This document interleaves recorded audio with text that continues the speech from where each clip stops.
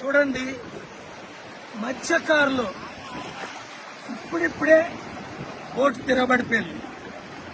భీమిల్లోని Visakhapatnam సైడ్లోని mini హార్బర్లు ఎన్నో కట్టాలి. పెద్ద హార్బర్ ఉంది కానీ మినీ హార్బర్ లేదు. కోస్టల్ అంతా విదేశాల్లో చూడండి ఎంత విలువైన మత్స్యకారులు ప్రాణాలు కాపాడడానికి మత్స్యకారులు నిధులు కేటాయించి ఒకటే హార్బర్ కట్టడం, 2 వాళ్ళకి ఎక్విప్మెంట్లు ఇవ్వడం, 3 వాళ్ళు వృత్తి కంటిన్యూ చేయడానికి కావలసిన స్కూల్ పెట్టడం. ఎందుకంటే ఇప్పుడు అందరూ ఎడ్యుకేషన్ చేసి తక్కువ పనులన్నీ మానేశారు.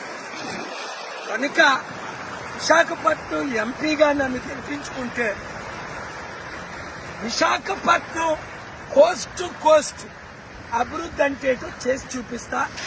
మత్స్యకారులకు, రైతులకు ఏం చేయాలో ఆర్థిక సహాయం, అన్ని విధాల సహాయం, మినీ హార్బర్లు కట్టడం. ఖర్చు లేనిది చెప్పండి, కానీ మీకు అర్థమైంది కదండి. మీకున్న సమస్యలు నేను పరిష్కరిస్తాను. ఇంతవరకు అందరినీ చూసాం. విశాఖపట్నం ఎంపీగా సీరియల్ నెంబర్ 14 కొండ గుర్తుకు ఓటేసి నన్ను గెలిపించండి. మీ మత్స్యకారులకు, మీ పిల్లలకు, మీ అబ్బాయిని కలిసాను.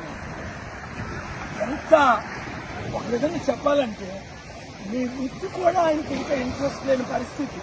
ఎందుకు మీకేమో అలా ఏ విధంగా సహాయం చేయట్లేదు. మొన్న 6 మత్స్యకారులు కేజీహెచ్ హాస్పిటల్లో ప్రాణాలు పోతుంటే కనీసం వాళ్ళు రక్షించలేకపోయారు ఈ గవర్నమెంట్. కనుక గుర్తుంచుకోండి, మీడియా అందరికీ షేర్ చేయండి. విశాఖ ఎంపీగా నన్ను గెలిపించారు, కొండ గుర్తుకే ఓటేయండి. జై కేపాల్, జై కేపాల్, జై కేపాల్, జై కేపాల్.